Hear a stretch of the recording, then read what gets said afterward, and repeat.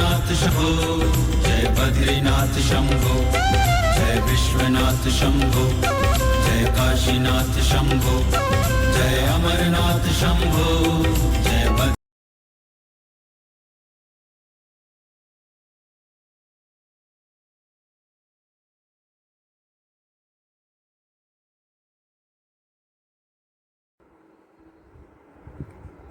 हरे Krishna. Migratory monk में आप सभी का स्वागत है। ये एपिसोड नंबर 13 है। पिछले एपिसोड में और बाकी जितने एपिसोड आज तक हुए हैं, इन सारी एपिसोड का अगर सार निकाला जाए, if we extract the essence of all my previous episodes, तो उसका सार ये होगा, जो वैदिक सनातन धर्म है उसको वैष्णव धर्म कहते हैं। मतलब सनातन धर्म का दूसरा नाम वैष्णव धर्म है। उसको आत्मा धर्म भी कहते हैं, उसको शाश्वत धर्म भी कहते हैं, और उसको जैव धर्म भी बोलते हैं। तो वैष्णव धर्म हो, सनातन धर्म हो, आत्मा धर्म हो, जैव धर्म हो और भागवत धर्म हो, ये सारे जो शब्द हैं इसी को ही सनातन धर्म कहते हैं। मतलब सनातन धर्म का अलग अलग नाम है। These are the different names of Vedic Sanatan धर्म। और ये सनातन धर्म का मूल भित्ति क्या है? What is the foundation of Vedic Sanatan धर्म? The foundation is the authoritative Vedic literatures, scriptures are the foundation of Vedic Sanatana Dharma. If you want to know what is the essence of Vedic Sanatana Dharma, then you have to go through or study all the Vedic authoritative scriptures. Without studying the scriptures under a bona fide spiritual master or under the guidance of a bona fide self-realized spiritual master, nobody in this world can understand what is the meaning of Vedic literatures. What is the real meaning of Vedic literatures? तद्विधि प्रणिपातेन परिप्रश्नेन सेवया उपादक्ष्यन्ति ते ज्ञानम ज्ञानिनः तत्वदर्शिनः।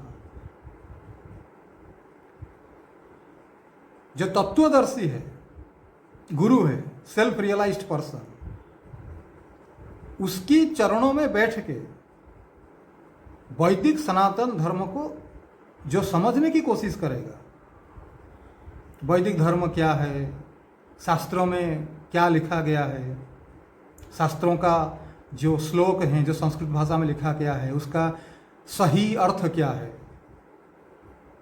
तो गुरु की चरणों में गुरु आश्रित होके, गुरु से दीक्षा लेके जो ये बातों को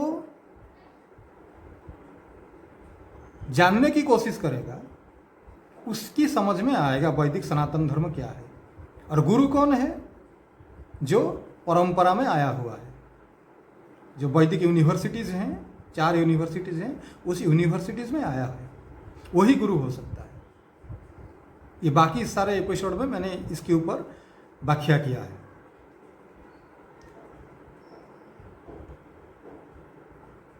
गीता में भी भगवान यही कहते हैं। गीता अध्याय चैप्टर 7 श्लोक नंबर 15 भगवान कहते हैं, नमाम दुष्कृत्न मूढ़ो प्रपद्यन्ते नराधमा माया अपहृत ज्ञान आसुरम भावम आश्रितः। Those miscreants who are grossly foolish, who are lowest among mankind, whose knowledge is stolen by illusion, and who partake the atheistic nature of demons, do not surrender unto me. Duskritina, those people who are involved in sinful activities. Mudha, those people who are grossly foolish. They are very proud of their materialistic knowledge, which has no meaning, which has no value. But they still feel very proud that we have got so many degrees from this universities, that universities. Proud people. They are called Mudha. Naradhama, the lowest among mankind. Those people who don't follow the Vedic instructions which are prescribed in our Varna Ashrama system. Varna Ashrama system. They are lowest among mankind. Maya Aprahuta Jnana. Their knowledge has been stolen by the external potency of the Supreme Lord.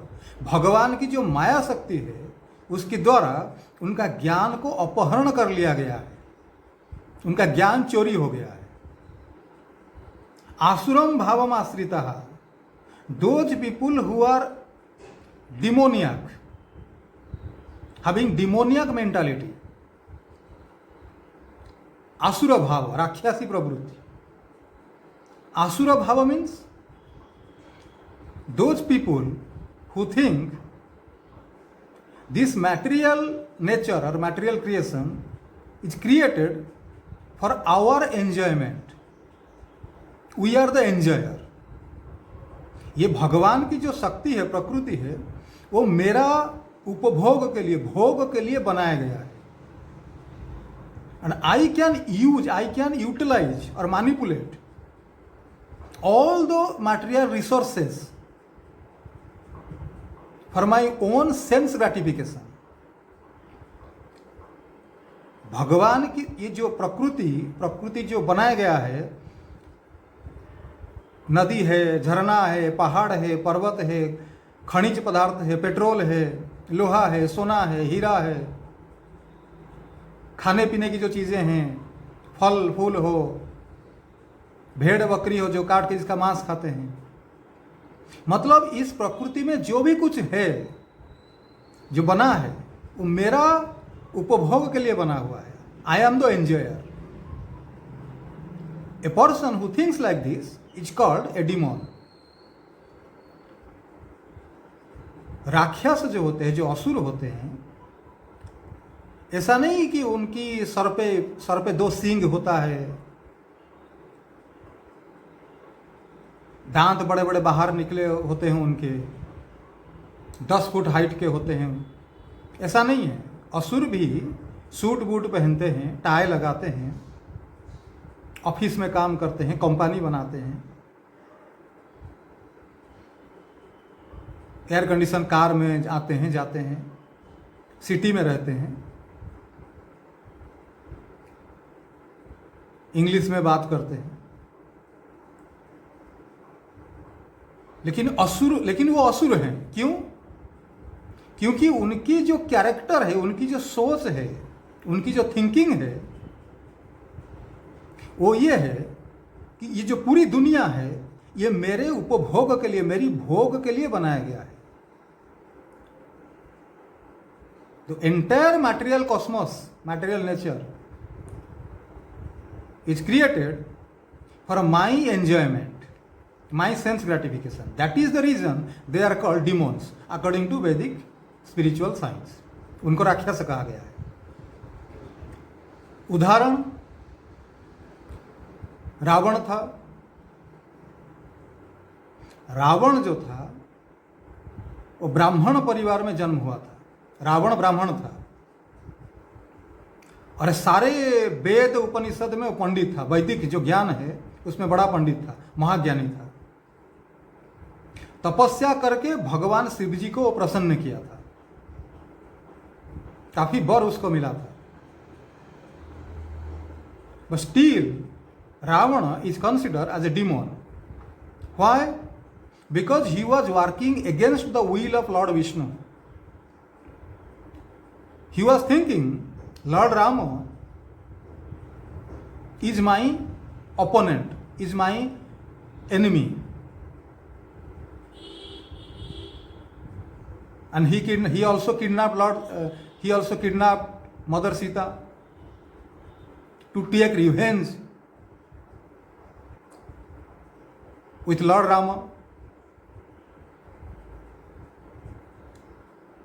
So this is the reason Ravan is called a demon.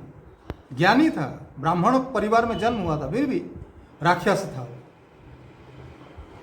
Anyone in this world who does not worship Lord Vishnu,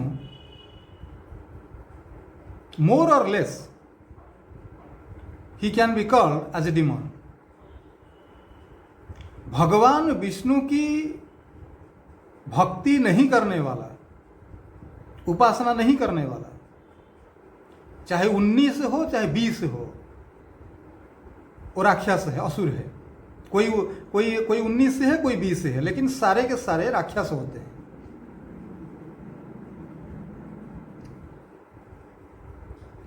राक्षसों का जो main symptom है, जो लक्षण है, वो ये है कि वो भौतिक संसार को अपनी कंट्रोल में लाने की कोशिश करते हैं।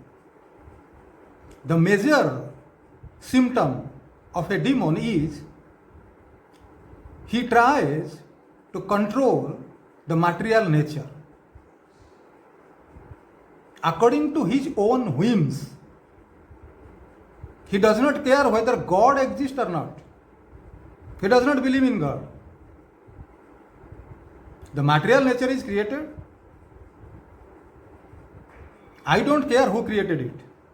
I am the center of the material nature. I will enjoy it. I can manipulate all the material resources according to my capacity, and I can get all kinds of sense enjoyment objects. That is the reason he is called a demon. On the other hand, the devotees of Lord Vishnu, what is their psychology? They know that this material nature is created by the Supreme Personality of Godhead, Lord Narayana, Lord Vishnu. I am a part and parcel of that Supreme Lord.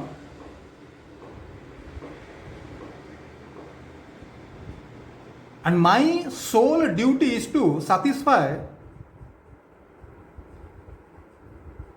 the Creator, my Father, Lord Vishnu.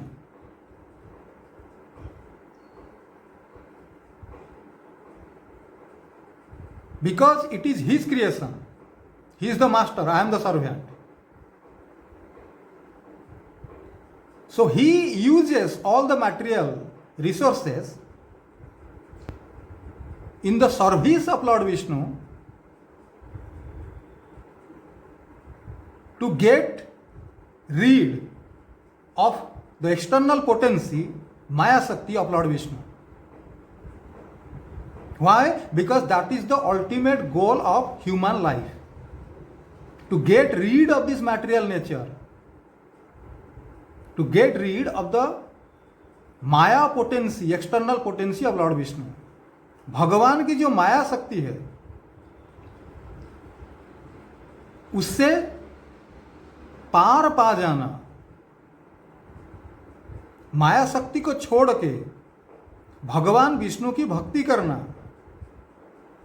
यही मनुष्य जीवन का लक्ष्य है। And without worshipping Lord Vishnu, nobody, no one in this world can be liberated from the clutches of Maya Shakti,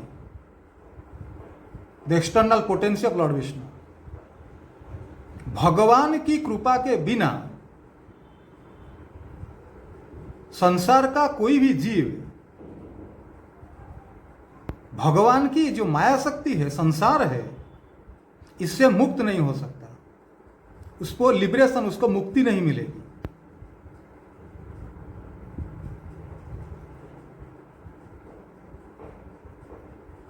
माम एतम ये प्रपद्यन्ते मयाम एतम तरन्तिते, गीता में भगवान कहते हैं जो मेरे शरण में आता है वो मेरा माया शक्ति को पार कर जाता है। लेकिन जो दुष्कृति न होते हैं, जो मूढ़ होते हैं, जो अधम पुरुष होते हैं, जो आसुरी भाव के लोग होते हैं, राक्षस होते हैं, असुर होते हैं, वो मुझे जानते नहीं है, मुझे मानते नहीं है, और वो कभी संसार से पार नहीं हो सकते। संसार मतलब संसरति इति संसार, 84 लाख जोनियां हैं, कीड़े, छोटे छोटे कीड़े से लेके डायनासोर तक इस संसार में, देवता, गंधर्व, विद्याधर जो भी हैं। संसार मतलब इसी 84 लाख जोनी में घूमते रहना। जो साइकिल है, चक्र है, काल चक्र है, उसमें घूमते रहना, यही है संसार। कभी राजा बनेगा, कभी भिखारी बनेगा, कभी चोर बनेगा, कभी नौकरी करेगा, पैसा कमाएगा, कभी मनुष्य बनेगा, कभी गधा बनेगा, कभी देवता भी बन जाएगा। क्षीणे पुण्य मृत्युलोकम विसंति, जो पुण्य खत्म हो जाएगा फिर वहां से गिरेगा। तो ये मुक्ति जो है, संसार से मुक्ति, ये विष्णु के कृपा से ही होता है। लेकिन जो लोग भगवान को निराकार मानते हैं, those people who think the supreme lord is impersonal, he has no form, उनका क्या होता है? भगवान गीता में कहते हैं, चैप्टर 12 श्लोक नंबर 5, क्लेश अधिकतरस्तेषां अव्यक्त आसक्त चेतसाम अव्यक्त ही गतिर्दुखम देहावधिर अवाप्यते। क्लेशो अधिकतरस्तेषां, उनको जिंदगी भर खाली क्लेश मिलता है, दुख मिलता है, तकलीफ मिलता है। अव्यक्त आसक्त चेतसाम, why? Because they are too much attracted, too much attached with the impersonal feature of the supreme lord। भगवान की जो अव्यक्त स्वरूप है, जो ब्रह्म है, निराकार है, मैं बताया आपको पहले, ब्रह्म जो होता है, ब्रह्म ज्योति, भगवान की शरीर से जो तेज निकलता है उसको ब्रह्म कहते हैं। जैसे डायमंड है, डायमंड को अगर अंधेरे में रखा जाए तो डायमंड चमकता है। क्यों? डायमंड एक वस्तु है, चमकना, उसका ग्लेजनेस डायमंड का एक गुण है, वस्तु और वस्तु का गुण, the object and it's quality. कोई भी ऑब्जेक्ट होता है, शक्कर हुआ, शक्कर वस्तु हुआ, क्वालिटी क्या है? स्वीटनेस, शक्कर जो है वो चीनी, मीठा लगता है। सल्ट, नमक, उसका क्वालिटी क्या है? सल्टी। तो सल्ट हो गया ऑब्जेक्ट, सल्टीनेस इज इट्स क्वालिटी। हर वस्तु का एक गुण होता है। तो भगवान एक वास्तव वस्तु है, the real object, spiritual object है, अद्वैय ज्ञान परतत्व, अद्वैय वस्तु, सब कुछ उनसे निकला है। तो भगवान जो चिन्मय स्वरूप है, उनका चिन्मय शरीर है, वहां उस शरीर से जो तेज निकलता है उसे कहते हैं ब्रह्म ज्योति। और जो लोग इस ब्रह्म ज्योति के प्रति आसक्त हैं, मतलब जो सूर्य, those people who are attracted toward the sun rays, not the sun planet. कुछ लोग जो सन रेज, सूर्य किरण जो है, किरण को ही सब कुछ मानते हैं, लेकिन जो सूर्य है, सन प्लैनेट है, उस प्लैनेट को जानते नहीं है, उसकी तरफ देखते नहीं है। वो समझते हैं जो सूर्य किरण है वो सब कुछ है, तो वो तो बेवकूफ हैं, मूर्ख हैं। सन एक प्लैनेट है, प्लैनेट से ही सन, उससे ही सूर्य किरण निकलता है। तो भगवान एक शक्ति हैं, पुरुष हैं, चिन्मय वस्तु हैं, उनके शरीर से जो ज्योति निकलता है उसको कहते हैं ब्रह्मा। लेकिन जो लोग ज्योति को ही सब कुछ मानते हैं, those people who think that the impersonal feature of the supreme lord is absolute, they don't respect और डोंट नो और they deny the spiritual form of the supreme lord Vishnu, what happens with them? They only suffer miseries. क्लेशो अधिकतरस्तेषां. They, in their entire life, they only get suffering or miseries. अव्यक्त ही गतिर् दुःखम देहाब्धिर अवाप्यते. It is very difficult for an embodied living entity to attain that unmanifest nature. भगवान की जो अव्यक्त शक्ति है, ब्रह्म है, उसको पाना ये बहुत डिफिकल्ट है, क्योंकि if you disrespect the real object भगवान, how can you attain the qualities of that object? अगर आप भगवान को नहीं मानते हैं, भगवान के प्रति आपके मन में कोई श्रद्धा नहीं है, you don't have faith on the supreme Lord, but at the same time you are worshipping his energy, जो ब्रह्म है, भगवान की शक्ति है, how can you attain the energy without the mercy or permission of the real object? ब्रह्म भगवान की शक्ति है, उनके शरीर का तेज है, अब भगवान को आप मानते नहीं है, भगवान के बारे में जानते नहीं है आप। जो भगवान को आप मानते नहीं है, उनके चरणों में आप अपराध कर रहे हैं। जब गीता में साफ साफ भगवान बोलते हैं कि अहं प्रभव सर्वस्य मत्तः प्रभवम प्रवर्तते मत्तः परतरम नान्यद किंचित अस्ति धनंजय, मैं ही सब कुछ विस्तार किया हूँ, सब कुछ मुझसे निकला है, मेरे अलावा दुनिया में कुछ भी नहीं है, सब कुछ मेरी शक्ति है, मैं पिता हूं, अहम बीजप्रद पिता।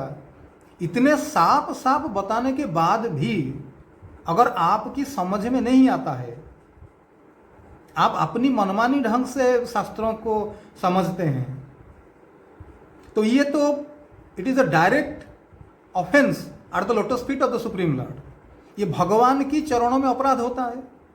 जो भगवान के चरणों में आप अपराध करते हैं, तो भगवान की जो शक्ति है, उनकी जो क्वालिटी है, ब्रह्म है, तो वहां तक आप कैसे पहुंच जाएंगे? क्योंकि ब्रह्म भगवान अलग नहीं है। वदन्ति तत्त्वविद तत्त्वम यज् ज्ञानम अद्वयम ब्रह्मेति परमात्मेति भगवानिति शब्दते। भगवान ब्रह्म परमात्मा वो एक ही जो भगवान है, उनका तीन स्वरूप है। एक स्वरूप को आप मानेंगे, दूसरे स्वरूप को आप नहीं मानेंगे, तो इसे क्या कहते हैं?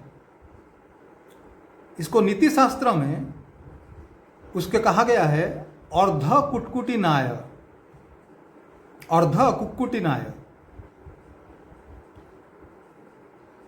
Half chicken justice. मतलब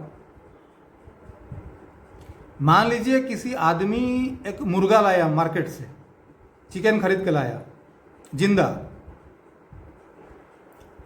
क्यों? क्योंकि मुर्गा अंडा देगा, वो अंडा खाएगा। तो कुछ दिन बाद मुर्गा अंडा दिया, अंडा वो खाने लगा। लेकिन एक दिन अचानक उसकी मन में ये सवाल आया कि मुर्गा जो अंडा देता है उसका रास्ता अलग है, लेकिन मुर्गा जो अनाज खाता है उसके लिए मुझे थोड़ा थोड़ा कुछ खाना दाना देना पड़ता है, वो मुंह से खाता है। तो जो मुंह है, मुर्गे का जो मुंह है, माउथ है, वो नुकसान करता है, मतलब मेरा पैसा खर्चा हो जाता है, उसको खाना खिलाना पड़ता है। लेकिन अंडा जो है वो तो मुर्गा मुंह से नहीं देता ना, अंडा देने का रास्ता अलग है। तो एक काम करता हूं, मुर्गे की गर्दन काट देता हूं, तो मुझे तो अंडे से मतलब है, तो मुझे अंडा तो दूसरे रास्ते से मिल जाएंगे। तो मुंह जो उसका माउथ है वो तो पैसा खर्चा होता है उसको खाने को देने में, तो गर्दन काट देगा। मतलब वो सोचेगा मैं गर्दन काट देता हूं, पैसा बच जाएगा, मुझे अंडा खाने को मिल जाएगा। ऐसा तो नहीं होगा ना। गर्दन काट देंगे मुर्गे की तो मुर्गी थोड़ी अंडा देगा। तो इसे कहते हैं अर्ध कुक्कुटी नाया। ठीक उसी तरह से आप भगवान को निराकार मानते हैं, लेकिन भगवान की जो शक्ति है, ब्रह्म है, उसके पीछे भागते हैं। आप समझते हैं कि ब्रह्म मुझे मिल जाएगा, ब्रह्म में लीन हो जाऊंगा। ऐसा नहीं हो सकता। ये भगवान की चरणों में अपराध होता है। ऐसे लोगों को भगवान कभी नहीं मिलते हैं, ब्रह्म भी नहीं मिलता है। और इसी बात को श्रीमद् भागवतम में, जो सारे वेद उपनिषद का सार है, श्रीमद् भागवतम को कहा गया है ग्रंथराज, the king of all scriptures. Bhagavatam में भगवान कहते हैं,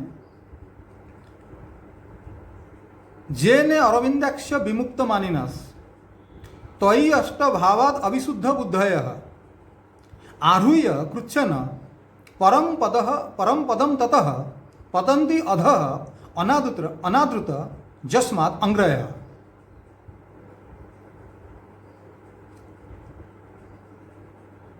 जो भगवान की चरणों में अपराध करके, उनके अंग के प्रति अपराध करके ब्रह्म की उपासना करते हैं, उनकी निर्विकार रूप की उपासना करते हैं, वो साधना करके कितना भी ऊपर उठ जाए, मुक्ति तक भी ऊपर उठ जाए, ब्रह्म तक चले जाए, वहां से भी उनका पतन हो जाता है, वो गिर जाते हैं। A person by worshipping the impersonal feature of the Lord, if he rise his consciousness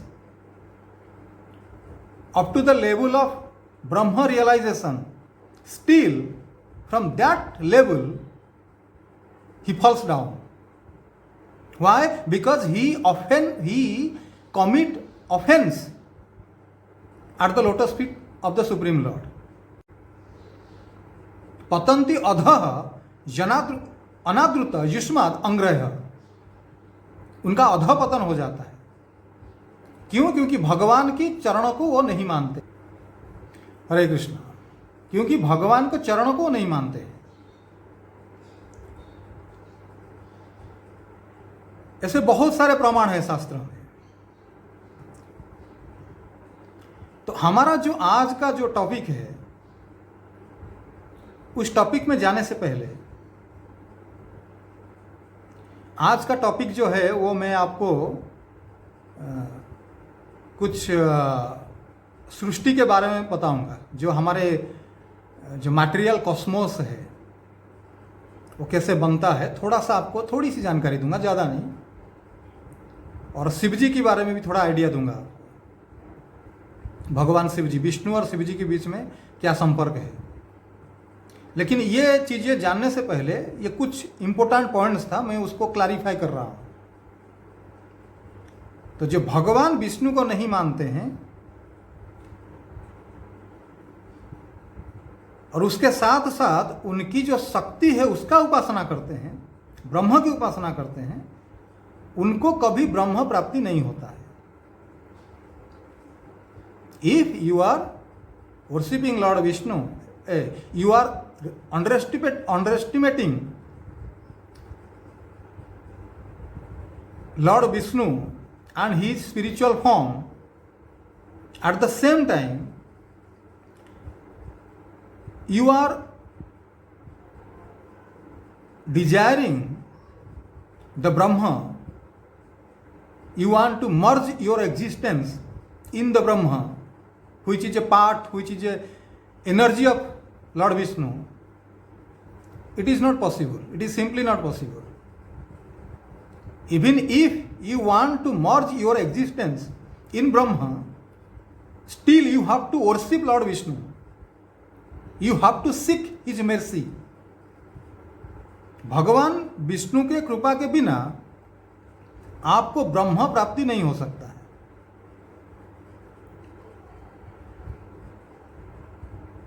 एक दूसरी बात है, बहुत इंपॉर्टेंट पॉइंट है ये।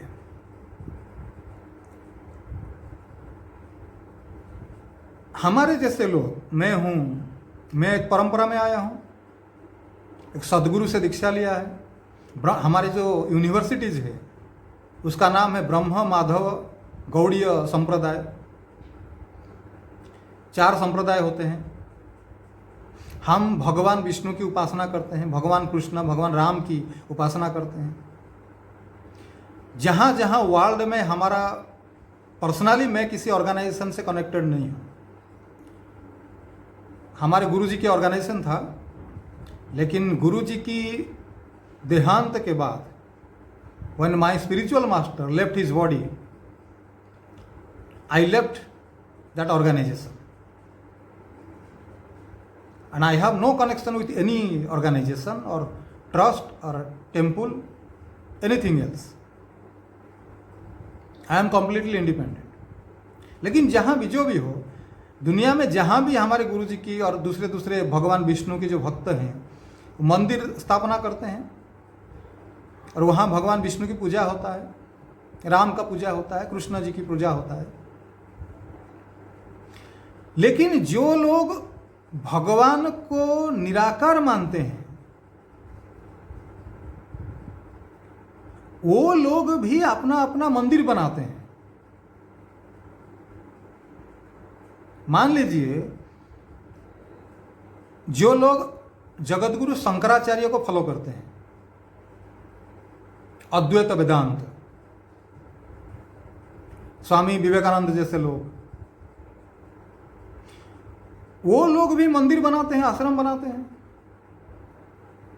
उन लोगों की मंदिर में भी अलग अलग देवी देवताओं की पूजा होता है। दुर्गा माता का पूजा होता है, काली माता का पूजा होता है, गणपति जी का पूजा होता है, सरस्वती माता का पूजा होता है, शिव जी का पूजा होता है, भगवान विष्णु की पूजा होता है, सब गणपति जी का पूजा होता है, सबका पूजा होता है। और हम जो मंदिर बनाते हैं, जो वैष्णव हैं, जो भगवान विष्णु के भक्त हैं, उनके मंदिर में भी विष्णु की, गणपति जी की, सरस्वती माता जी की सब पूजा होता है। तो जो आम आदमी है,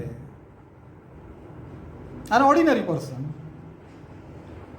उसको लगेगा कि तो ये तो दोनों एक ही जैसे हैं, दोनों ही भगवान को मानते हैं, उनको सम्मान करते हैं, उनकी पूजा करते हैं, तो फर्क क्या है, डिफरेंस क्या है? The difference is we know the supreme lord exist. Lord Vishnu is the creator, maintainer, and father of all living entities. The material cosmos has come out from Lord Vishnu. What is the purpose of material nature, material cosmos? It is Lord Vishnu's supreme will, भगवत इच्छा। भगवान विष्णु इच्छा किए material nature बना, उनकी इच्छा से बना, that it is his will power. जब भगवान विष्णु इच्छा नहीं करेंगे, that day everything will be destroyed. कहने का मतलब है सब कुछ विष्णु है, विष्णु भगवान बनाए हैं। जब तक वो चाहते हैं सृष्टि रहता है, जिस दिन वो नहीं चाहेंगे सृष्टि नहीं रहेगा। हमारा ड्यूटी क्या है? हम लॉर्ड भगवान विष्णु को जानना और उनकी प्राप्ति, उनकी प्रेम पाना, भगवान विष्णु की प्रेम पाना, उनकी धाम में जाना, वैकुंठ धाम में जाना, जहां हमारी क्रिएशन हुआ है, जहां से हम आए हैं।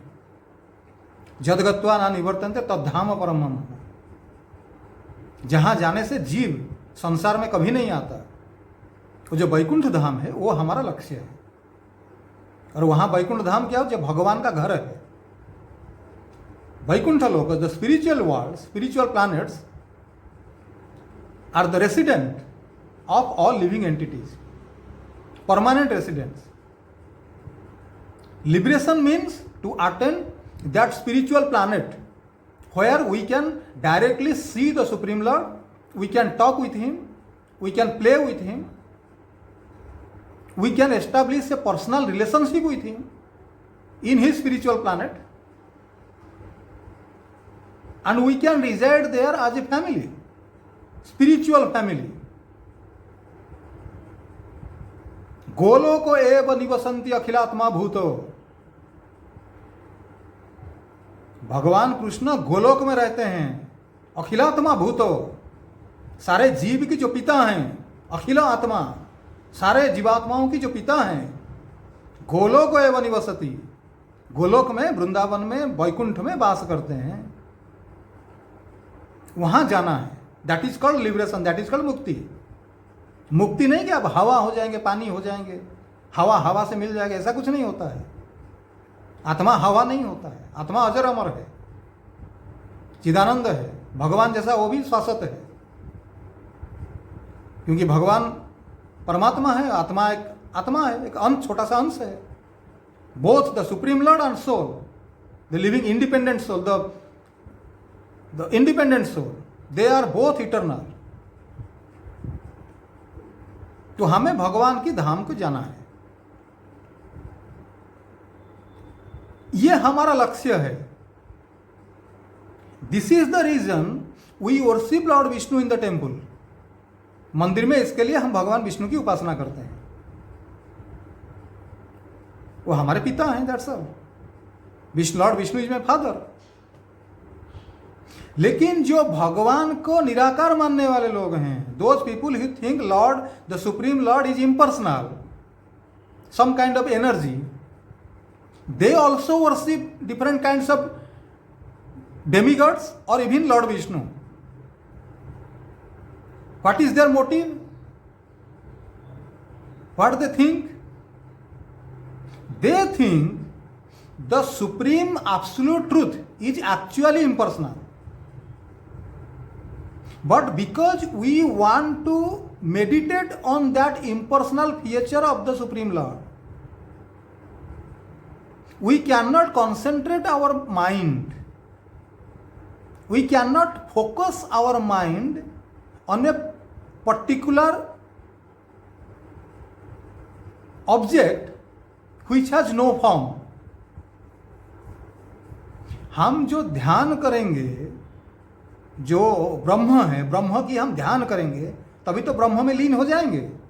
तो ब्रह्म का तो कोई रूप नहीं है, तो ध्यान कैसे करेंगे? बहुत मुश्किल है ध्यान करना। तो इसलिए हमको एक मूर्ति चाहिए। तो किसी भी देवी देवता को उठा लो, गणपति हो, दुर्गा जी हो, काली माता हो, इंद्र हो, चंद्र हो, किसी का भी एक मूर्ति बना लो मंदिर में। मूर्ति के ऊपर ध्यान लगाओ। जब ध्यान करने की शक्ति आप में आ जाएगा, जब आपका माइंड कंट्रोल हो जाएगा, तो मूर्ति को उठा के फेंक दो, नाली में फेंक दो। मूर्ति के पीछे जो ब्रह्म है, ब्रह्म में ब्रह्म लीन हो जाएगा। मतलब अब मुझे ध्यान करने की शक्ति मिल गया, टेक्निक मिल गया, अब मैं ध्यान कर सकता हूं। तो मूर्ति की क्या आवश्यकता है? मूर्ति को उठा के फेंक दो, डायरेक्ट ब्रह्म से मैं ब्रह्म हूं, वो ब्रह्म है, अहं ब्रह्मस्मि, ही इज ऑल्सो ब्रह्मस्मि। तो ब्रह्म लीन हो जाएंगे। घटाकाश मठाकाश।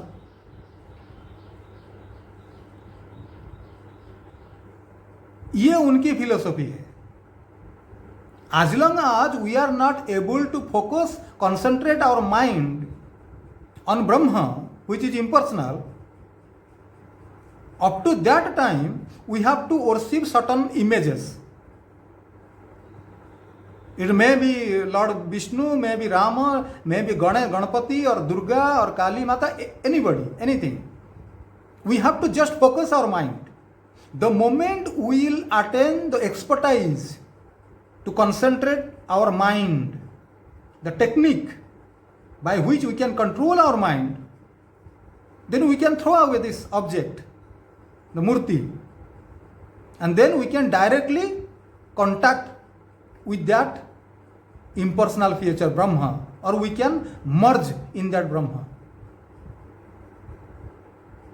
So though they establish different deities in their temples, the impersonalists, the followers of Jagadguru Shankaracharya, Advaita Vedantist, but hardly they don't respect that statue or that deity. They just use that deity as a ladder to achieve their goal. जो अलग अलग देवी देवताओं की जो मूर्ति वो स्थापना करते हैं, जो लोग मायावादी होते हैं, निराकारवादी होते हैं, वो जो मूर्ति एस्टैब्लिश करते हैं मंदिर में, वो एक सीढ़ी की तरह काम करता है। जब तक मुझे फायदा मिल रहा है उस डेइटी को इस्तेमाल करो, जब मेरा काम बन जाएगा उस मूर्ति को उठा के फेंक दो। मूर्ति के प्रति उनके मन में कोई श्रद्धा नहीं होता है।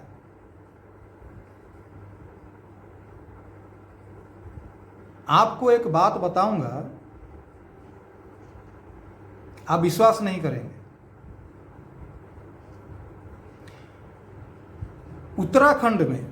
उत्तराखंड हिमालय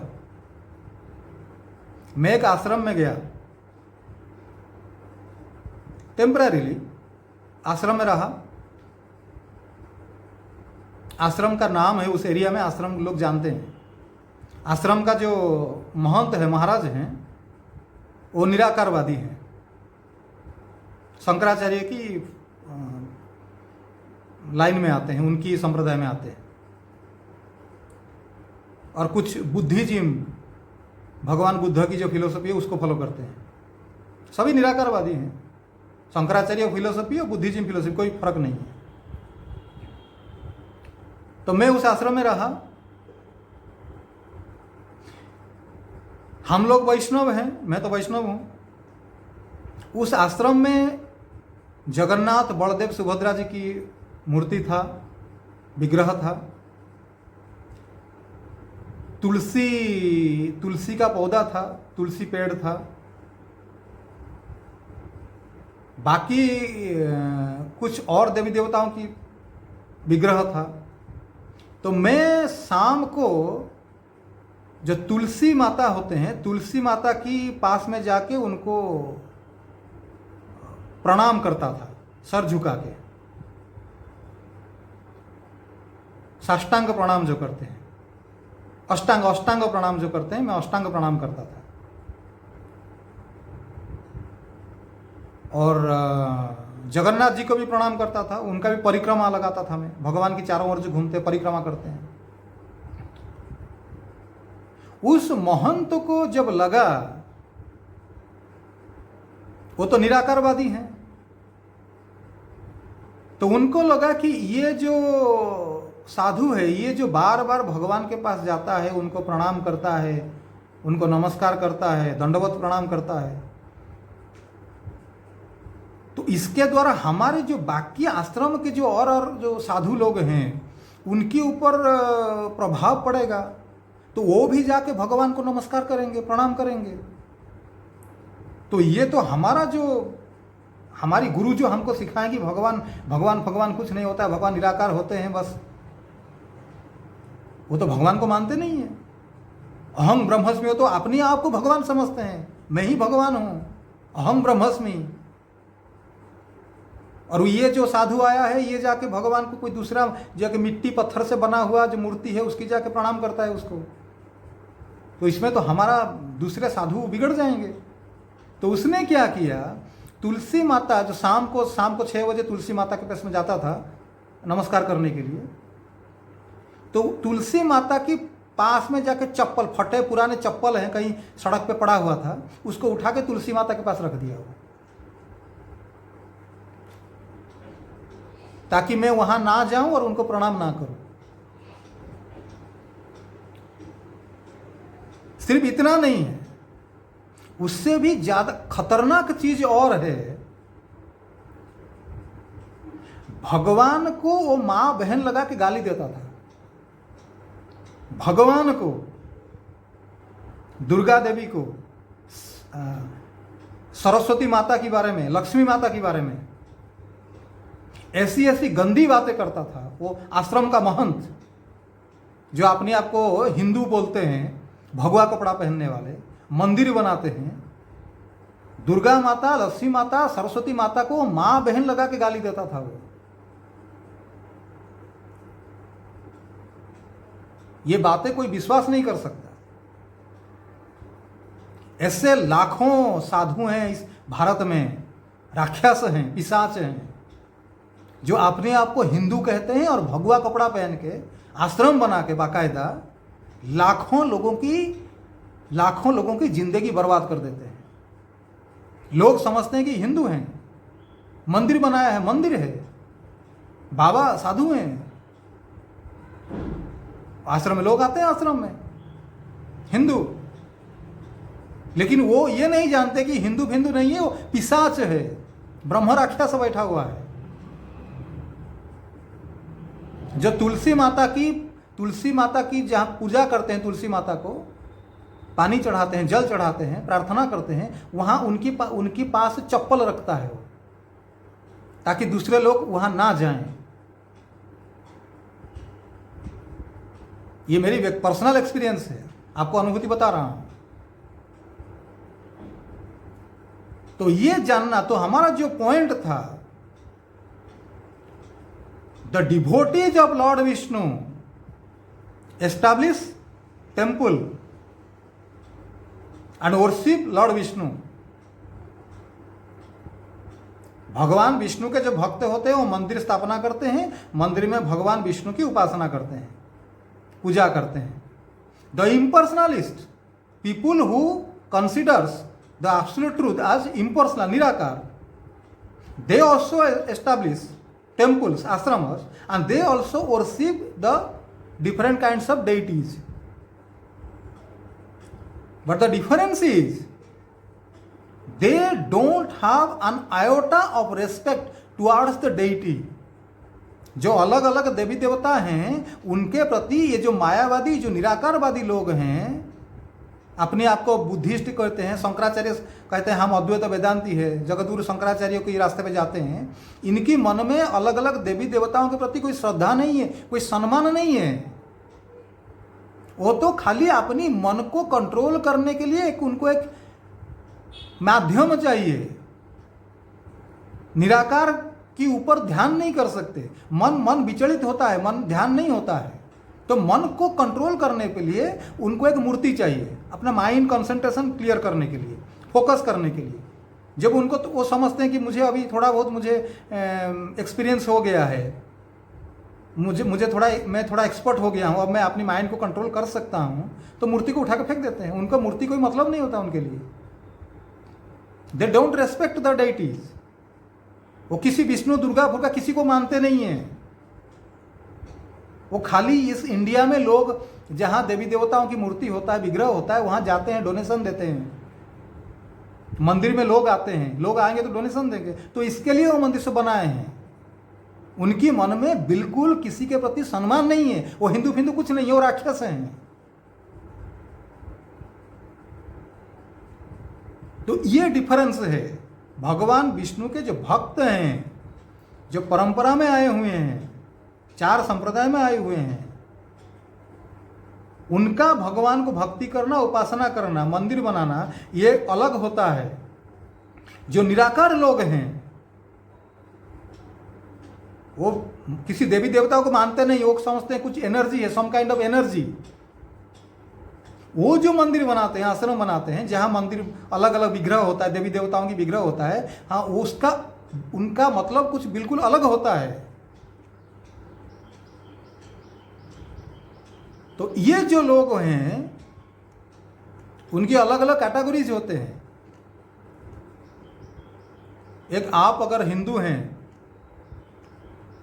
आप एक बात कहीं से सुने होंगे, अगर कभी आप अगर किसी आश्रम में जाते हैं और साधु तरह तरह के हरिद्वार इसी के साथ जाते होंगे, साधु संतों से मिले होंगे, शायद आप सुना होगा कहीं से कि एक होता है पंच उपासना पद्धति। एक उपासना होता है जहां 5 अलग अलग विग्रहों की उपासना होता है, और वो उपासना करने वाले लोग अपने आप को पंचोपासक कहते हैं। 5 तरह की विग्रह को उपासना करते हैं। कौन कौन है? एक है विष्णु, 2 है सूर्य भगवान, 3 है शिव जी, 4 है दुर्गा, 5 है गणपति। तो विष्णु भगवान, शिव भगवान, सूर्य भगवान, गणपति भगवान और दुर्गा माता, ये 5 को उपासना करने वाले अपने आप को पंचोपासक कहते हैं। लेकिन ध्यान रखिए, ये जो पंचो उपासना करने वाले लोग हैं, ये लोग निराकारवादी होते हैं, भगवान को मानते नहीं हैं। वो सिर्फ शक्ति को मानते हैं, ब्रह्म शक्ति, ब्रह्म। ये जो विग्रह एस्टैब्लिश करते हैं, जो दिखाते हैं कि हम पूजा कर रहे हैं गणपति जी का, दुर्गा माता का, विष्णु का, वो शिव जी का, कोई पूजा नहीं करते, उनके मन में कोई श्रद्धा नहीं होता है। वो जो मूर्ति है, विग्रह है, उसको एक सीढ़ी की तरह यूज करते हैं। मुझे अपनी घर से मार्केट जाना है, घर से मैं निकला, ऑटो बुलाया, ऑटो में बैठा, मार्केट चला गया, जो 5 किलोमीटर दूर है मान लीजिए। जब मार्केट में मैं पहुंच गया, ऑटो वाला को पैसा देंगे, तुम चलो। ऑटो वाला के साथ मेरा कोई लेना देना नहीं है। मार्केट में उसने मुझे पहुंचा दिया, मेरा काम है, ऑटो वाले को विदा कर दूंगा, दूसरा ऑटो ले लूंगा। एक बार ऑटो से मैं उतर गया, ऑटो वाला को या ऑटो को मैं याद नहीं करता। ऑटो वाला कहाँ गया, अब कहाँ होगा, कहाँ रहता होगा, ऑटो में और कौन कौन लोग जाते होंगे, मैं थोड़ी कोई थोड़ी उसको चिंता करता है। ठीक उसी तरह से ये जो निराकारवादी लोग हैं, जो अलग अलग विग्रह को पूजा करते हैं, ये ऑटो की तरह यूज करते हैं अपना काम बनाने के लिए। वो जो मूर्ति है, विग्रह है, उसके प्रति उनका श्रद्धा नहीं होता है। They don't respect that deities. ये बात को आपको ठीक से समझना पड़ेगा। दैट इज द रीजन भगवान गीता में कहते हैं, अव्यक्तम व्यक्तिम आपन्नम मन्यते माम अबुद्धयः परम भावम अजनंतो ममाव्ययम अनुत्तमम। Unintelligent men who do not know me perfectly think that I am the Supreme Lord, was impersonal before and have now assumed this personality. Due to their little knowledge, they do not know my higher nature, which is imperishable and supreme. जो लोग मूर्ख होते हैं, अल्प बुद्धि वाले लोग होते हैं, वो समझते हैं कि भगवान निराकार हैं, कोई शक्ति हैं, लेकिन जब ये संसार में आते हैं तो कोई रूप लेके आते हैं, और वो जो रूप है वो हमारे जैसा, आपके जैसा, मेरे जैसा, वो पंच महाभूत का रूप होता है। लेकिन जो रियल भगवान है वो तो निर्विकार है, निराकार है, निर्गुण है, वो इसको मानते हैं। और उनको ही, ऐसे लोगों को ही भगवान कहते हैं मूढ़ा दुष्टित्न मूढ़ा नराधमा माया अप्रहुत ज्ञान आसुरम भावम आश्रित। और मूढ़ होते हैं, दुष्कृत्न होते हैं, उनका ज्ञान भगवान की माया शक्ति चुरा लिया है, राक्षस लोग होते हैं। ये फर्क है, इस बात को समझना पड़ेगा। ये पिछले एपिसोड में मैंने इस बारे में बताया है, आज भी मैंने थोड़ा आपको जानकारी दे दिया। तो ऐसे लोगों के प्रति हमको सतर्क रहना होगा।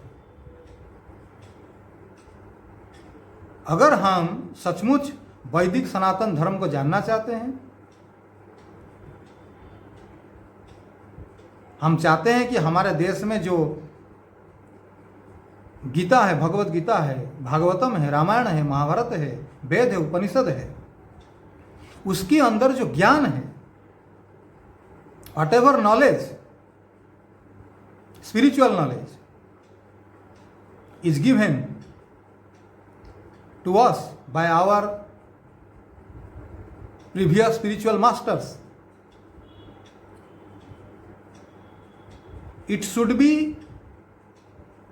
spread in the society, among people, in a very genuine way, and people should understand it clearly, without their mental speculation or imagination. They should understand it as it is. So we must be careful when we associate with different kinds of so-called sadhus, those who are roaming in the society as Hindus. They advertise themselves as Hindus. So we should be very careful to associate with them. We should not listen to them. We should not associate with them. And whenever they speak anything wrong,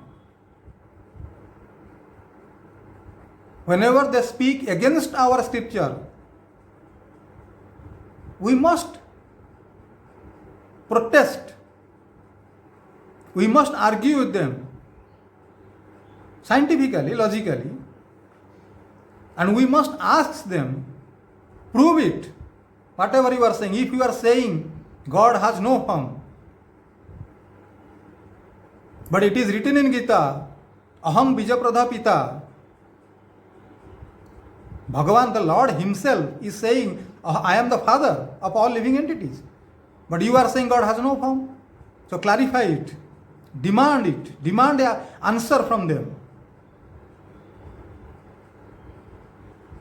If they are not able to provide you sufficient or genuine answer, then discard them. Underestimate them. And don't associate with them.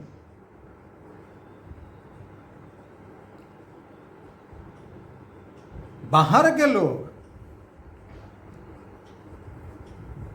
अलग अलग धर्म के लोग, religion के लोग, अगर हिंदू की निंदा करते, हिंदू धर्म की निंदा करते, मान लीजिए कोई मुसलमान निंदा करता है, हिंदू धर्म का मजाक उड़ाता है, तो उनको विरोध करना बहुत आसान हो जाता है, क्योंकि हम जानते हैं वो मुसलमान है या कोई अलग रिलीजियन का हो, वो ज़्यादा, उसमें ज़्यादा खतरा नहीं है। खतरा 1000 गुना बढ़ जाता है जब हिंदू की, अपने आप को हिंदू कहलाने वाले, भगवा कपड़ा पहन के दुनिया को दिखाने वाले कि हम हिंदू हैं, हम सनातन धर्मी हैं, लेकिन पीछे में भगवान को गाली देते हैं, तुलसी माता के चरणों में चप्पल रखने वाले, हम समझते हैं कि ये साधु है, हिंदू हैं, हम उसके पास जाते हैं, उसकी संग करते हैं, तो यहां खतरा बहुत ज्यादा बढ़ जाता है। इनको हिंदी में कहते हैं आस्तीन के सांप। और दुश्मन से हमें ज्यादा खतरा नहीं है। अलग अलग धर्म के लोग, अलग अलग रिलीजियन वाले लोग हिंदू धर्म के बारे में क्या बोलते हैं, वो तो हम तो जानते हैं कि वो दुश्मन है, वो वो तो अलग धर्म वाले हैं, वो तो गाली देंगे, वो तो ऐसे करते हैं, पूरी दुनिया में ऐसे चलता है। लेकिन ये जो हिंदू हैं, दिखाते हैं कि हम हिंदू हैं, ये उनसे 1000 गुना ज़्यादा खतरनाक लोग हैं। इनके प्रति हमें सावधान रहना पड़ेगा, तब जाके भारत की सनातन धर्म जो बचेगा। वरना ये जो साधु हैं, तथाकथित साधु हैं, निराकारवादी, ये डुबा देंगे सनातन धर्म को। और भारत आज अगर हिंदू धर्म एकदम लुप्त होने की तादार पर खड़ा है, if today Vedic Sanatan Dharma is in the verge of destruction, who is responsible for that? It is we who call ourselves Hindus. We have no idea. We don't read Bhagavad Gita, authoritative scriptures. We don't know what is the difference between a genuine sadhu, a hypocrite. We think everybody is same. We don't have the discrimination power to judge who is a real sadhu and who is a hypocrite. We think that anybody who wears a orange grey bhagwa kapda, they are all sadhus, they are all saintly persons. That is the key problem of the degradation of our Hindu religion, of our culture. So anybody, if you are watching this video, please understand, if you are spending 23 hours, 30 minutes for your survival, to maintain your family, doing your job, official job, for your survival, at least 15 minutes, 20 minutes, 30 minutes, you should give, you should spare to understand what is your real religion, Hindu religion. What is Bhagavad Gita? What is Bhagavatam? What is Ramayana? Who is a real guru? What is the spiritual science behind the external activities? External religious activities. You should give some time to understand the hidden glory of Vedic Sanatan Dharma. Then only your country, your culture, your civilization can be protected. Otherwise, if you are completely indifferent towards your own culture, towards your own country, towards your own civilization and history, then I think the time is coming very soon. Vedic Sanatana Dharma will be completely extinct from this earth planet. पूरा का पूरा वैदिक संस्कृति खत्म हो जाएगा। मुसलमानों का 55-60 देश है दुनिया में, अलग अलग देश है, मुस्लिम कंट्रीज हैं, इस्लामिक कंट्रीज हैं। दुनिया में कितने हिंदू कंट्रीज हैं? ये इंडिया भी हिंदू नहीं है, धर्मनिरपेक्ष है। दिन दहाड़े हिंदुओं को काटा जा रहा है।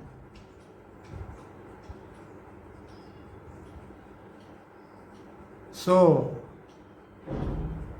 now the time has come, you should think about it seriously. If you want to protect yourself, your society, your religion, your dharma and your civilization. Now there is no time.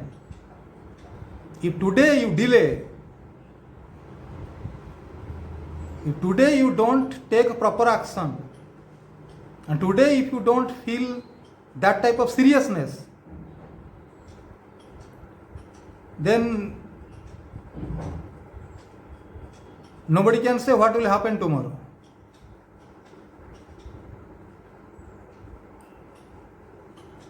कल क्या होगा फिर वो तुम किसी को दोष नहीं दे सकते, कि दूसरों को दोष नहीं दे सकते.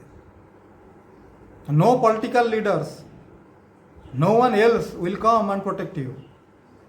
You have to protect yourself. This is my humble request. So now we are coming to the real topic, today's topic. मैं बताऊंगा कि एकदम शॉर्टकट में, वेरी ब्रीफली, ये जो कॉस्मोस है, ये कॉस्मोस जो मटेरियल क्रिएशन है, ये कैसे बना, थोड़ा सा मैं आपको आइडिया दूंगा. क्योंकि बहुत सारे लोग हैं, फिलोसोफर हैं, तथाकथित गुरुज हैं, रिलीजियस गुरु हैं, वो बहुत अलग अलग किस्म की बात बोलते हैं. ईच रिलीजियस पर्सन और philosopher, each intellectual has his own view, has his own philosophy. कोई कहता है कि सृष्टि, ये जो मटेरियल कॉस्मोस है, एक सपना है, एक ड्रीम लाइक स्टेट है, हकीकत में दुनिया में कुछ नहीं होता है, हमको दिखाई देता है, जैसे सपने में दिखाई देता है, रियलिटी इसमें रियल कुछ नहीं है. कोई कहता है कि ये सृष्टि हमेशा ऐसा ही रहता है, हम मर जाएंगे चले जाएंगे लेकिन सृष्टि ऐसा ही रहेगा, कुछ नहीं होने वाला, कल भी था आज भी है. लेकिन गीता में भगवान कहते हैं कि सृष्टि बार बार बनता है, बिगड़ता है. तो क्या सही है? मान लीजिए मेरा ये पर्सनल एक्सपीरियंस है. एक बार एक साधु के साथ मेरा आर्गुमेंट हो रहा था हिमालय में. तो उसने कहा कि सृष्टि बनता है और हमेशा ऐसा ही रहता है, जो बन गया सो बन गया, सृष्टि कभी नष्ट नहीं होता है, नष्ट हो ही नहीं सकता, क्योंकि एनर्जी जो है, एनर्जी कभी नष्ट नहीं होता.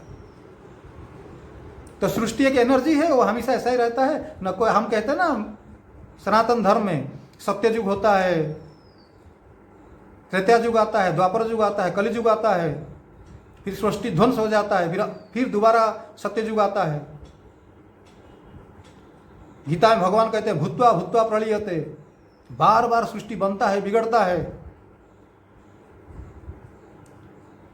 तो वो जो साधु बोल रहा था कि सृष्टि कभी रिवर्स नहीं हो सकता, एक बार बन गया तो बन गया, वो फिर नष्ट नहीं होता है, तो उसके पीछे कितना सच्चाई है. तो इसके बारे में मैं आपको एकदम शॉर्टकट में थोड़ा सा आपको आइडिया दूंगा अभी. हरे कृष्णा.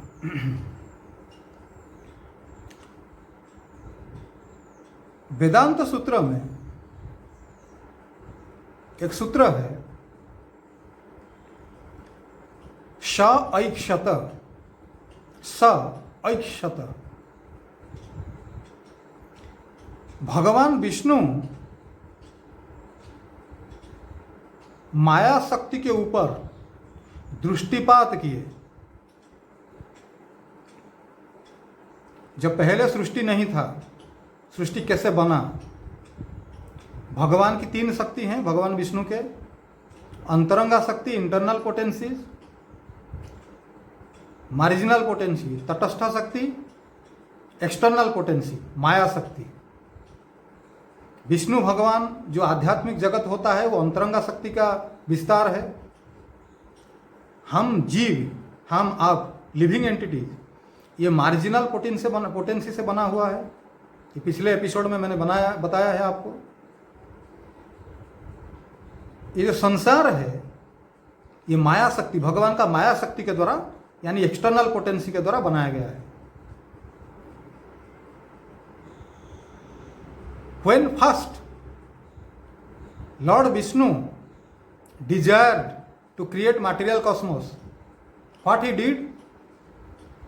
ही glanced at his external potency. भगवान अपनी माया शक्ति के ऊपर दृष्टिपात किए। माया शक्ति क्या है?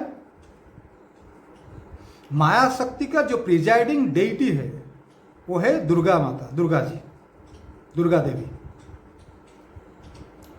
लॉर्ड गॉडेस दुर्गा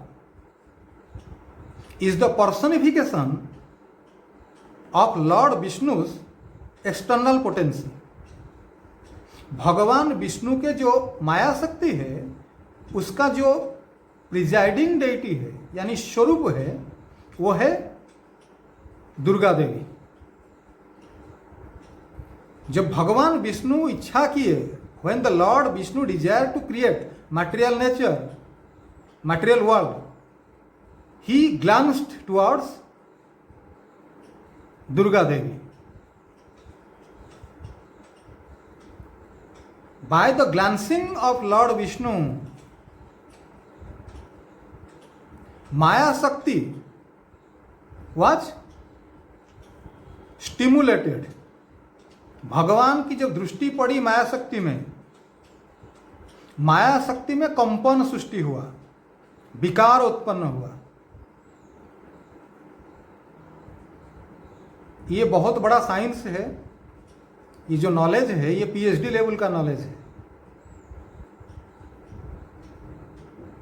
लेकिन फिर भी मैं एकदम शॉर्टकट में बोल रहा हूँ, थोड़ा सा आपको कुछ फंडामेंटल आइडिया हो जाए। क्योंकि हमारे जो आजकल के जो गुरु लोग हैं, बहुत सारे ऐसे ऑर्गेनाइजेशन हैं, बड़े बड़े गुरु हैं, पूरी वर्ल्ड में लोग जिनको जानते हैं और मानते भी हैं, बहुत फेमस हैं। जनरली आप देखेंगे वो मन, माइंड कैसे फंक्शन करता है, इंटेलिजेंस कैसे फंक्शन करता है, और हमारे अंदर जो है क्रोध, एंगर है, लस्ट है, ग्रीड है, ये कैसे हमको परेशान करते हैं। आदमी टेंशन में आ जाता है, बुद्धि काम नहीं करता, वो इसके बारे में ज़्यादा बात करते हैं। और लास्ट में बोलते हैं कि वो एक, जब हम इस काम, क्रोध, अहंकार से ऊपर उठेंगे तो फिर हम वो जो शक्ति है उस शक्ति को अनुभव करेंगे। उनका जो लास्ट गोल है वो है शक्ति। और हमारा जो फिलोसफी, यहाँ जो मैं आपको ज्ञान दे रहा हूँ, उनका जो लास्ट है वो हमारा फर्स्ट है। जहाँ उनका नॉलेज खत्म हो जाता है, हमारा नॉलेज वहाँ से, आध्यात्मिक ज्ञान वहाँ से शुरू होता है। तो ये जो ज्ञान मैं आपको दे रहा हूँ, जैसे मैं पहले बता चुका हूँ, आदो है मुक्ति तबे सर्वबंधन नाश, तबे तो हईते पारे श्री कृष्ण दास। जिस आदमी को पहले, जो आदमी संसार से मुक्त हो जाता है, a person who becomes liberated from this material nature, then he becomes a devotee of lord Vishnu. जो मुक्त हो गया संसार से, वही भगवान विष्णु की भक्ति करता है, भक्त बनता है। तो ये मुक्ति के बाद का ज्ञान है जो मैं आपको बता रहा हूं। तो भगवान विष्णु माया शक्ति को देखा, क्षत वेदांत सूत्र, माया शक्ति में कंपन जागृत हुआ। भगवान जो देखे, क्यों देखे? क्योंकि उनके मन में इच्छा था भौतिक जगत बनाना है। तो ये जो भगवत इच्छा है, the will of the supreme lord is called time, काल, टाइम पोटेंसी। जब टाइम पोटेंसी भगवान की मटेरियल नेचर में मिला तो प्रकृति में भगवान की माया शक्ति में कंपन जागृत हुआ। जब कंपन हुआ तो क्या हुआ? महत तत्व बना। महत तत्व, महत तत्व means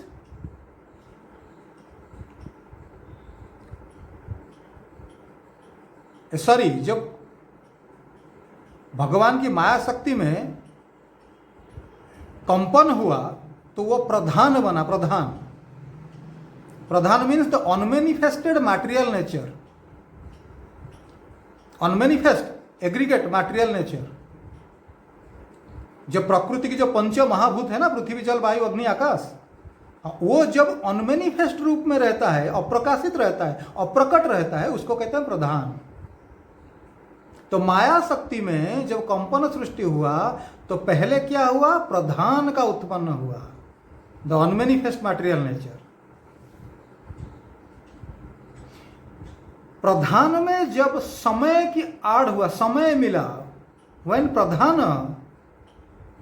becomes stimulated again by time, काल, काल मीन्स भगवान की इच्छा, तो प्रधान प्लस टाइम काल इज इक्वल टू महत तत्व। फिर महत तत्व का सृष्टि हुआ। भगवान माया शक्ति के ऊपर दृष्टिपात किए, माया शक्ति में कंपन जागृत हुआ, उससे महत तत्व का सृष्टि हुआ। महत तत्व से फिर टाइम, समय मिला, तो फिर प्रधान में भगवान जब माया शक्ति के ऊपर दृष्टिपात किए तो प्रधान का उत्पन्न हुआ, और प्रधान से जब टाइम मिला तो फिर महत तत्व का सृष्टि हुआ। महत तत्व means the manifest nature, the manifest material nature. जैसे एग्जाम्पल के लिए एक लकड़ी में आग जल रहा है, उसमें आप पानी डाल दीजिए। जैसे ही लकड़ी के ऊपर जलता हुआ लकड़ी में पानी डाल देंगे तो इमीडिएटली धुआं निकलेगा। जो धुआं है कुछ समय बाद वो धुआं भी गायब हो जाएगा, थोड़ा सा धुआं उठेगा फिर हवा में मिल जाएगा। लेकिन वो जो धुआं है उसको कहते हैं महत तत्व। वो सूक्ष्म है, कुछ समय बाद लीन हो जाएगा, लेकिन हमको आंखों को दिखता है ये महत, मतलब ये धुआं है। तो महत तत्व कुछ ऐसा है, धुआं जैसा है। और जो प्रधान है वो बिल्कुल दिखता नहीं है, वो हवा है। मान लीजिए एयर में हम सांस ले रहे हैं, ऑक्सीजन ले रहे हैं, सांस ले रहा हूं ऑक्सीजन, तो ऑक्सीजन थोड़ी दिखाई दे रहा है। तो माया शक्ति में जो पहली बार कंपन हुआ तो प्रधान क्रिएट हुआ, अनमैनिफेस्टेड मटेरियल नेचर, उसको हम देख नहीं सकते।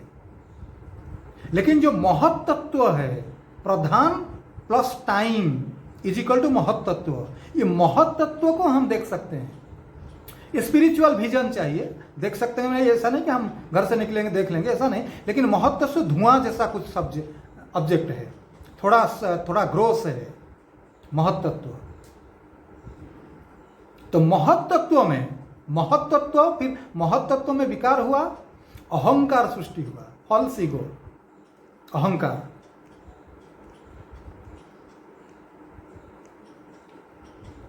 अहंकार में विकार सृष्टि उत्पन्न हुआ, आकाश की सृष्टि हुआ, स्पेस।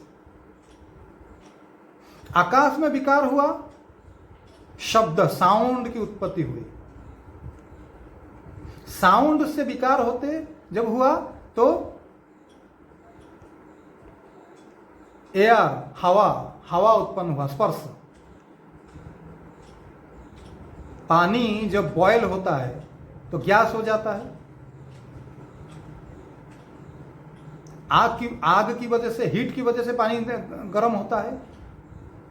कोई तालाब है, तालाब में जब गर्मी का मौसम होता है, सूर्य किरण गिरता है तालाब में, तो फिर तालाब सूख जाता है।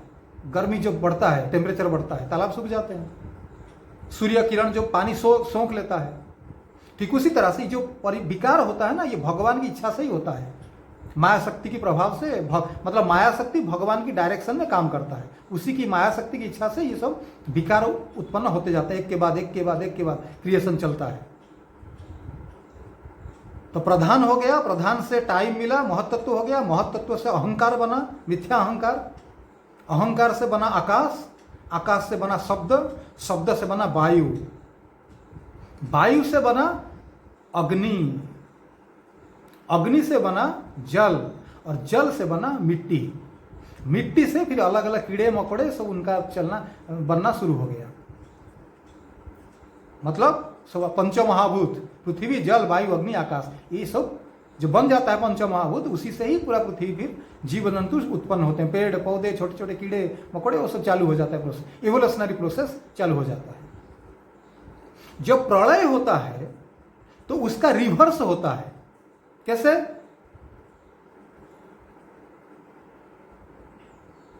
मिट्टी जो है वो पानी, हमारी अकॉर्डिंग टू वैदिक स्पिरिचुअल साइंस, प्रलय होता है मतलब जल भर जाता है, पूरा पृथ्वी जल में डूब जाता है।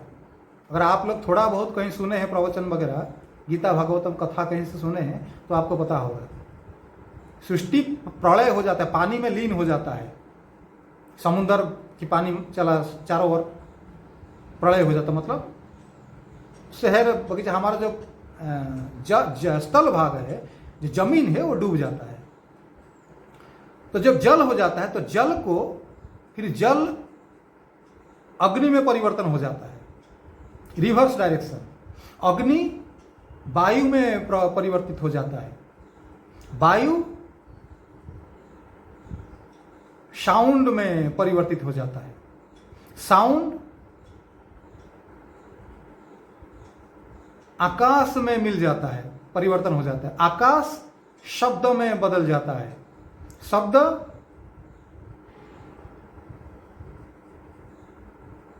अहंकार, अहंकार से लीन हो जाता है, अहंकार महत्त्व से लीन हो जाता है, महत्त्व प्रधान में लीन हो जाता है, प्रधान माया देवी दुर्गा देवी से लीन हो जाता है, जो मटेरियल एनर्जी है, पोटेंसी है, और मटेरियल पोटेंसी भगवान विष्णु में लीन हो जाता है।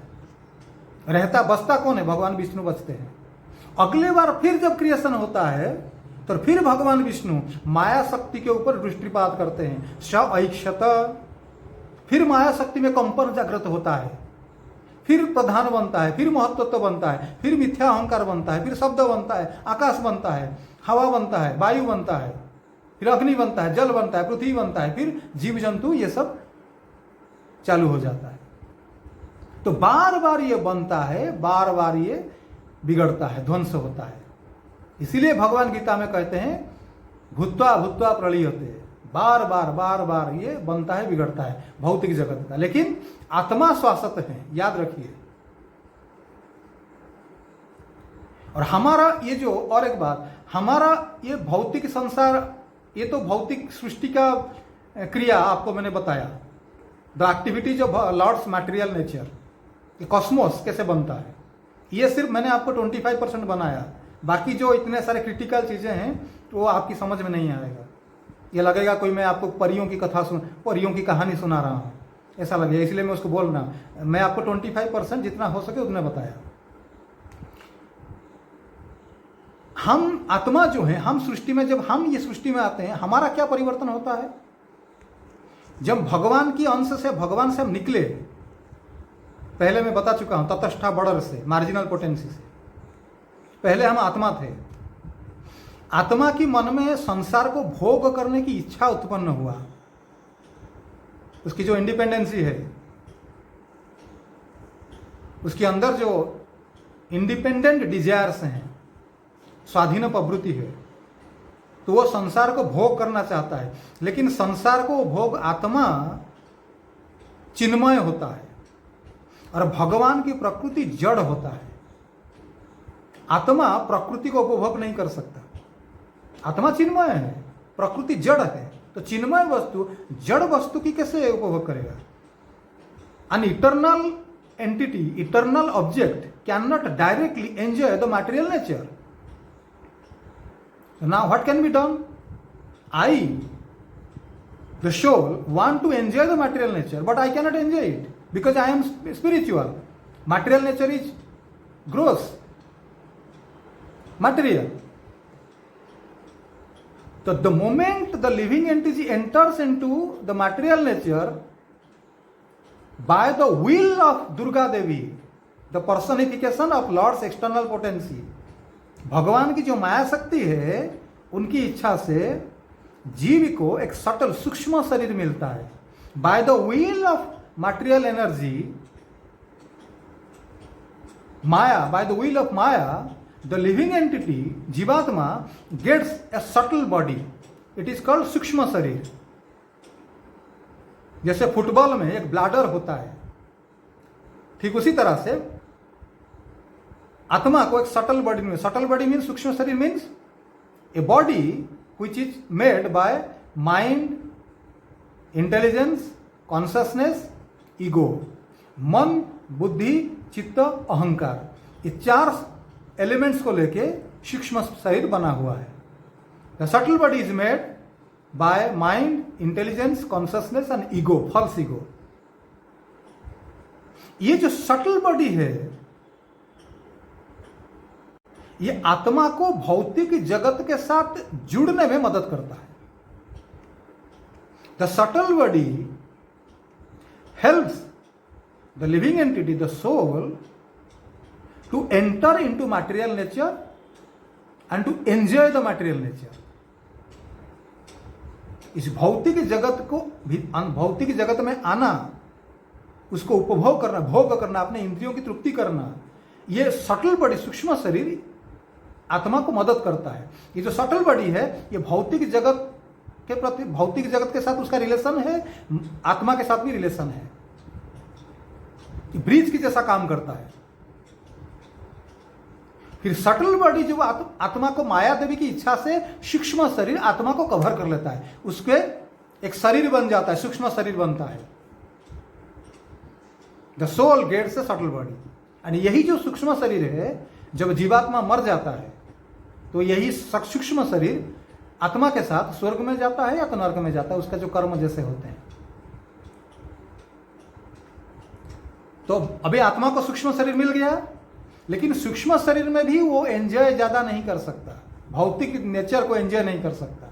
तो भौतिक अगेन जो बहुत मटेरियल नेचर में पूरा उसका जन्म होता है और वो ग्रोस बन जाता है, तो उसको एक माया देवी की इच्छा से जड़ शरीर मिलता है जो पंच महाभूत से बना हुआ है, पृथ्वी, जल, वायु, अग्नि, आकाश, जो मां के गर्भ से जो प्रवेश करता है, जब वो पिता की वीर्य से, मां की गर्भ से जो प्रवेश करता है, सूक्ष्म शरीर प्रवेश करता है, और जैसे ही प्रवेश करता है उसको एक ग्रोस बॉडी मिलता है, हाड़ मांस का शरीर मिलता है, जो पंच महाभूत का ही स्वरूप है।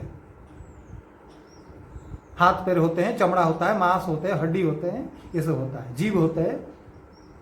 फिर वो बच्चा जो मां की गर्भ से बाहर आता है तो फिर वो बड़ा होता है, संसार को भोग करता है, जीभ से अच्छा खाना खाता है, आंख से देखता है, नाक से सूंघता है, किसी को छूता है। जो इंद्रियों का जो है, आंख, नाक, कान, ये सब जिन इंद्रियां हैं, सेंस है, senses, by he senses, material senses, he enjoys the material nature. जब उसका डेथ होता है फिर बॉडी को हम जला देते हैं। जो सूक्ष्म शरीर है अपनी कर्म के हिसाब से स्वर्ग या नरक में जाता है, जैसा उसका कर्म है। जब या तो फिर जब वो साधना करता है, तपस्या करता है, भगवान की भक्ति करता है, तो भक्ति के प्रभाव से जब ये सूक्ष्म शरीर, भौतिक देह तो नष्ट हो जाएगा, मरने के बाद ये छूट जाता है, जला देते हैं हम लोग हिंदू में, हिंदू धर्म में। ये सूक्ष्म शरीर जो होता है, जो स्वर्ग नरक में जाता है, वो भी भक्ति के प्रभाव से नष्ट हो जाता है, आत्मा उसे छोड़ देता है। मतलब आत्मा को पता चला, the soul realises that he is a part and parcel of lord Vishnu. This subtle body and the gross body does not belong to me, it is given by Maya to enjoy the material nature, which is unreal. When the Jivatma realizes this, he give up his material body, his subtle body, and go back to the supreme, the spiritual planet, to the spiritual planet, to his worshipable Lord. भगवान विष्णु के पास वापस चला जाता है। Gross body छूटना ये बहुत मुश्किल है।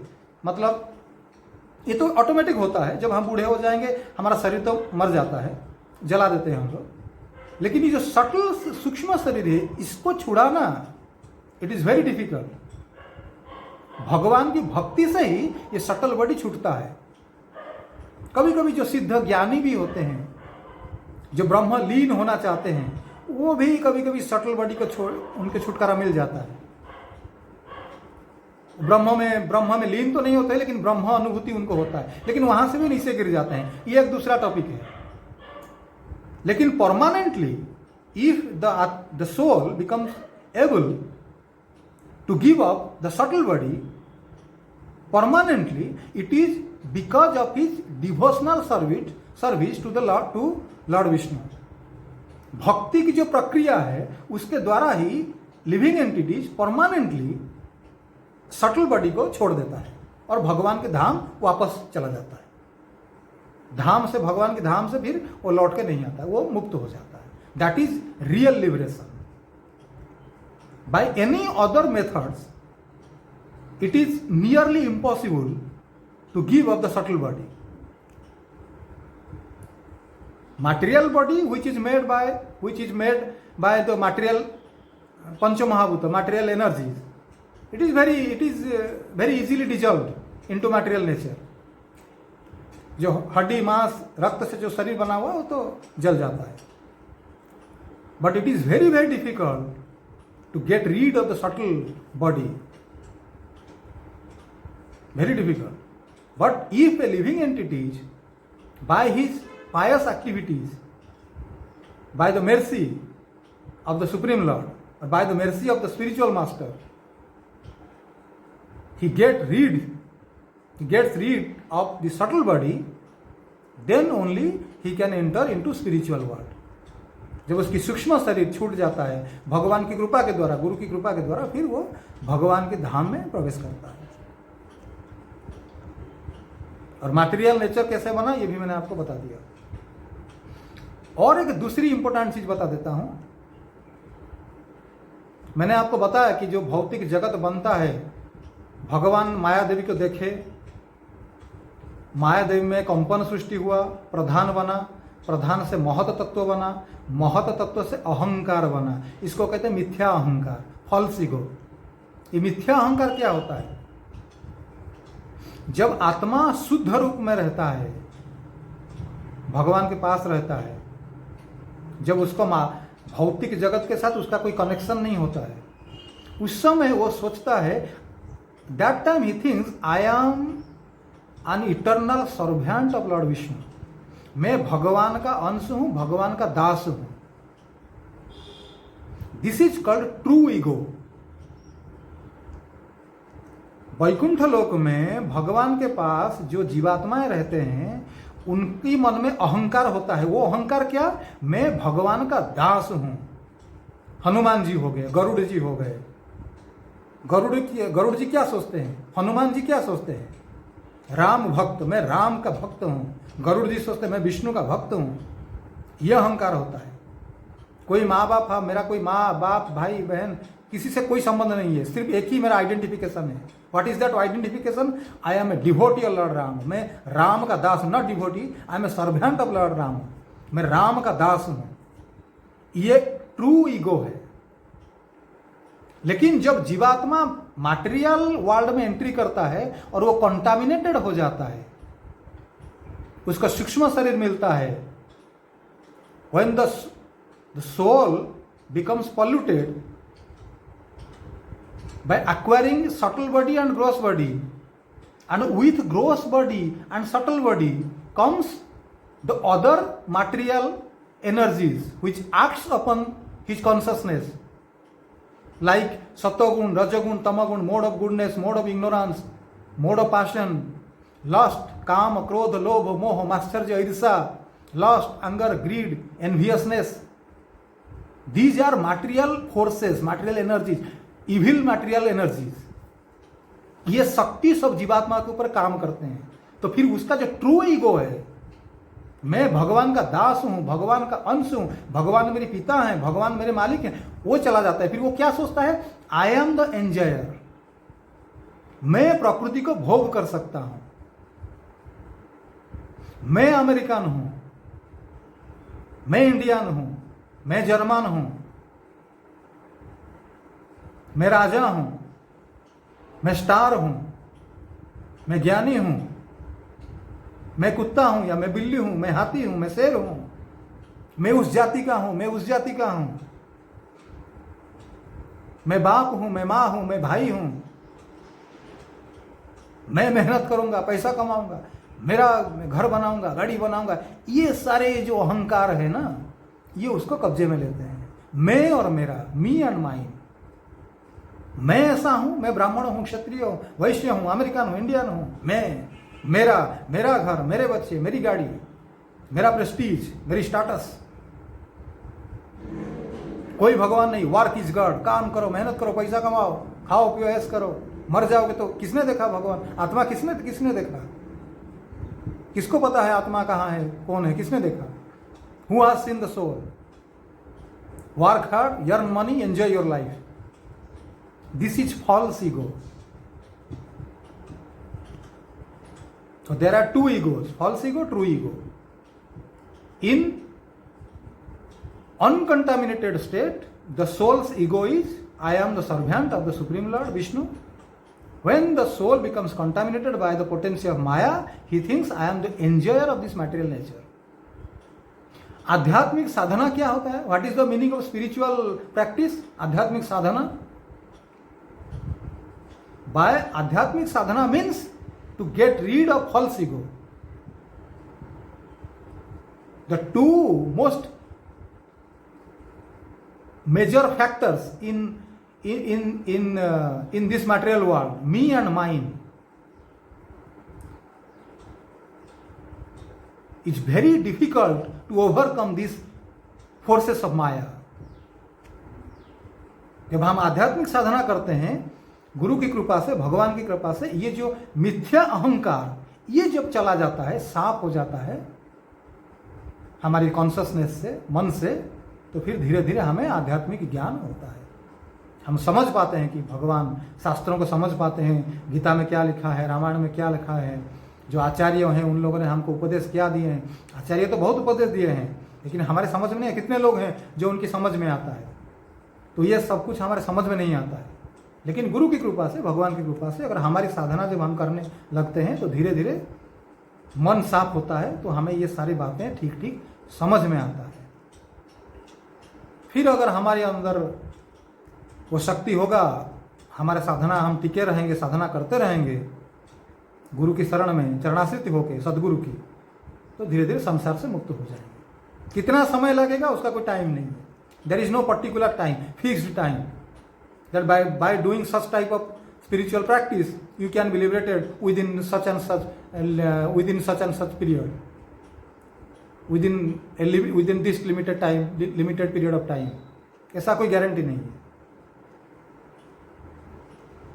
जिसकी पुण्य शक्ति बहुत होता है, एक जन्म में उसको सिद्धि मिल जाती है, मुक्त हो जाता है, भगवान के धाम वापस जाता है.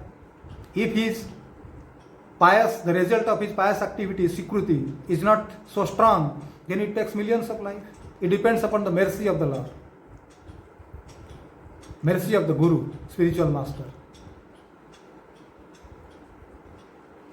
So ये हो गया फंडामेंटल, कुछ फंडामेंटल आइडियाज हो गया. इसके साथ साथ बहुत कुछ सवाल जुड़े हुए हैं.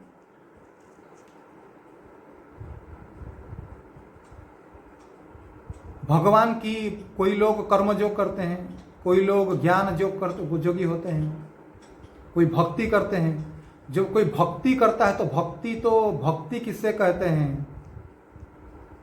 भक्ति क्या है? भक्ति में जो लोग साधना करते हैं वो क्या क्या उपाय करते हैं? जो ज्ञान साधना करते हैं वो क्या क्या करते हैं? भक्ति में क्या मतलब क्या प्रॉब्लम्स होते हैं भक्ति में? भक्ति क्या चीज़ होता है? भक्ति मार्ग में क्या क्या ऑब्स्टैकल्स हैं? ज्ञान साधना क्या क्या है? उसमें क्या प्लस पॉइंट है, माइनस पॉइंट है? कर्म योग क्या है, उसमें प्लस पॉइंट माइनस पॉइंट क्या है? नेगेटिव साइड पॉजिटिव साइड क्या है? ये सारे बहुत सारे टॉपिक्स हैं. तो मुझे लगता है अगले एपिसोड में मैं आपको थोड़ा सा भगवान शिव जी के और विष्णु के बारे में कुछ आइडिया दूंगा. मैंने इस एपिसोड में ये बताया था कि भगवान शिव जी के बारे में कुछ बोलूंगा, लेकिन बात यह है कि ये बात बहुत कॉम्प्लिकेटेड है. ये स्पिरिचुअल साइंस है.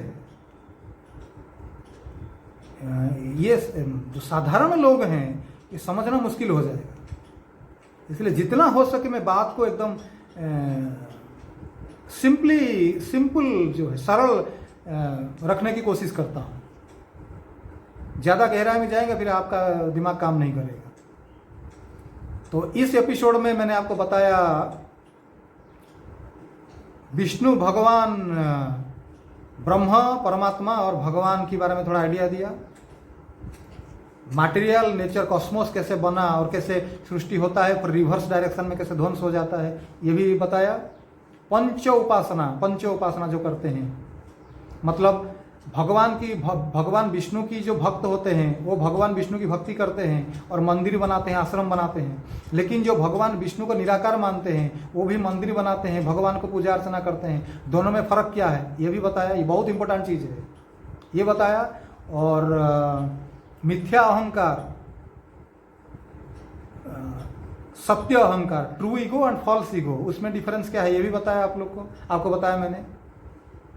तो ये छोटी छोटी बात बता दी। अगले एपिसोड में भगवान शिव जी के बारे में थोड़ा मैं आपको आइडिया दूंगा, विष्णु और शिव जी का क्या फ़र्क है, दोनों में क्या संपर्क है, रिलेशनशिप है। 15 मिनट आपको बताऊंगा, ज़्यादा नहीं। जब वो शिव जी और विष्णु भगवान की रिलेशनशिप, ये जो टॉपिक है ये थोड़ा सा क्लियर हो जाए, फिर आगे हम बात करेंगे भक्ति क्या होता है, भक्ति क्या चीज़ है, और ये ज्ञान योग और कर्म योग से भक्ति की महत्व ज़्यादा क्यों है।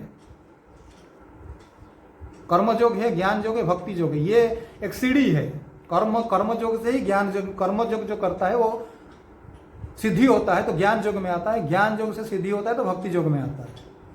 लेकिन कई लोग इसको अलग अलग समझते हैं। तो ये सारी बातें अगले एपिसोड से हम चालू करेंगे, और मुझे उम्मीद है आप लोग